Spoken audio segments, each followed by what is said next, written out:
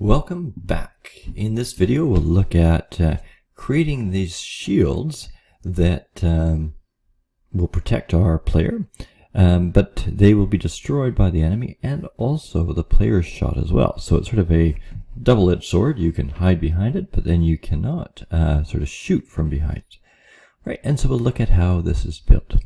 It's actually easier than I thought, and I sort of created this on my own. Now, what it's made up of is a bunch of sprites. Okay, so each of those, I click here, you can see there's a square box in each. And so I went into Photoshop, and this is my other one I created. Let me just see here. Open recent. See if I can get one. Not quite that one. Just a second here.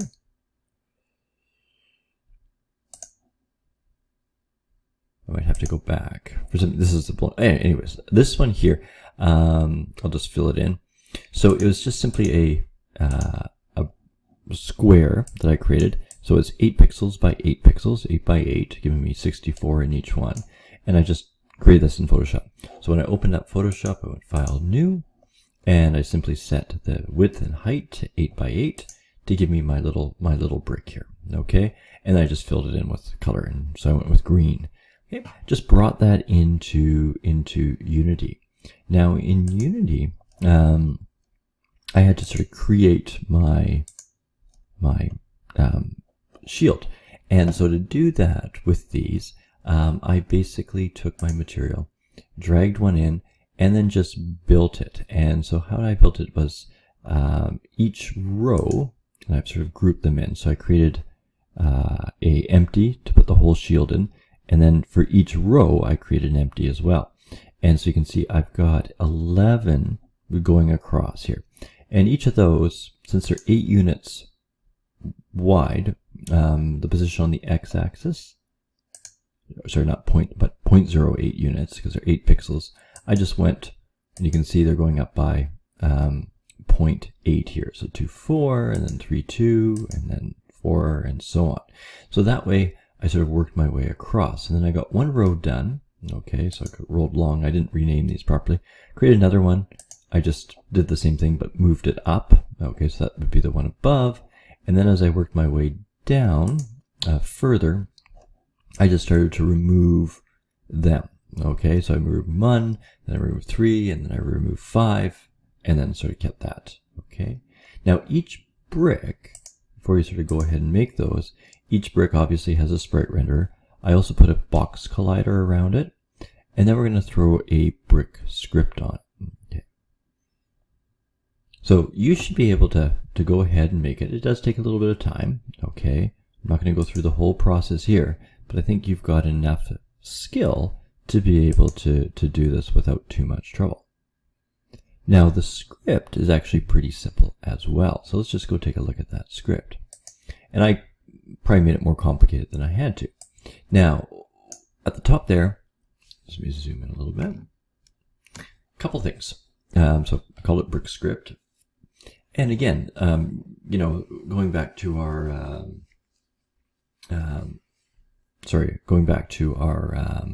breakout game, it follows sort of the same idea. Now, some people had it changing color or whatever when you got hit, or just disappearing.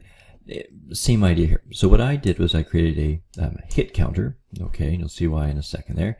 And I'm going to grab the sprite renderer because I want to be able to grab that component and be able to switch it. So this is the sprite renderer here. I want to actually be able to go in and change my sprite. Now, in order to do that, right here, I've got 2 sprites. Now, originally I just went with one. It probably didn't really matter, but I've called it an E damage sprite for enemy damage sprite. And that one I removed a little bit of the brick part on top, and the P for player damage sprite, I removed a little bit of it from the bottom.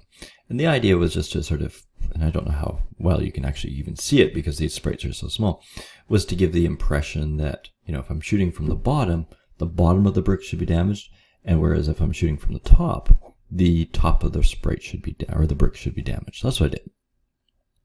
So at the start, grab the sprite renderer as we've done before, just same with a rigid body or whatever else we've grabbed. And then I've hit the hit counter as 0 here. Now, simply an on trigger enter, and it's more complex than it really is here. So on trigger enter 2D, whatever it collides with is called the call. Then I check to see if it's been the player shot. Now, the other option is that it's the enemy shot. So I've put these together, but they're basically the same thing. So if it's the player shot, it's going to increase the hit counter by 1. So now it's at 1. It's going to destroy the shot that arrived. So it's going to destroy the player shot, which makes sense. And then what I'm going to do here is take the sprite, okay, and put the player damage sprite. So if it's the player shot, it's the player damage sprite. Now, if it is the enemy shot, same thing, right? Adds 1 to the counter, destroys the shot itself, and then it takes the sprite render and it puts on the enemy damage sprite. And because I've increased the counter to 1, now the counter is at 1 there. So if the hit is, if the hit counter is 2, okay, then it's just going to destroy the object. So basically, it doesn't matter who hits it, okay, it's just going to disappear. So I didn't worry about changing the sprite, didn't worry about the who was hitting it, but if one of those hit it, okay, and really, you know, it doesn't matter who's shooting it, it's going to disappear. So what I've done there is just said if it's going to be 2, it's going to destroy the object, okay? So I didn't really worry about the tag in this particular situation. So let's just go see how this works, what it looks like. Like I said, it's maybe overkill. I could have maybe just had one of these because I didn't notice much of a difference. But let's just see here. I don't have enemies firing, so we can only look at the player one. Okay, and so if I move my enemy into place, now I think one thing I've noticed is the size of our shot is maybe a little big. So I'm going to probably change that. Now you can see there's a bit of a gap. Okay, there's a little bit of it missing. Again, on here, I mean, even if we maximize on play, we probably won't notice it too much. Let's just see.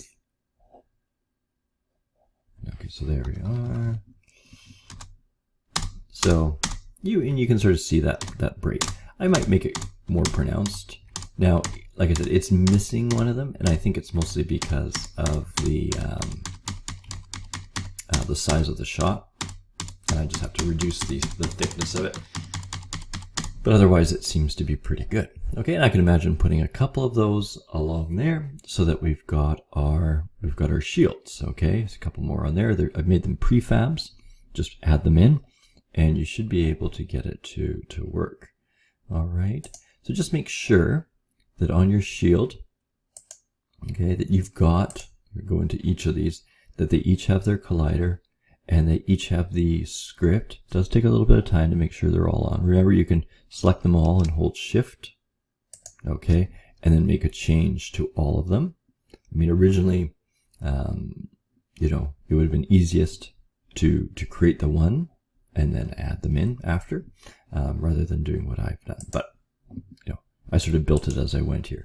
Now, I think I do have in prefabs here. I've got shield 1 and 2. I'm not 100% sure. I'm going to delete both of those. And then just put my new shield back in. Good. So that's my updated version there. All right. So hopefully, with that little bit of guidance, you can, you know, create your shields. You can change the color up. You could change the way it gets damaged if you want. Okay. But that's the basic script there.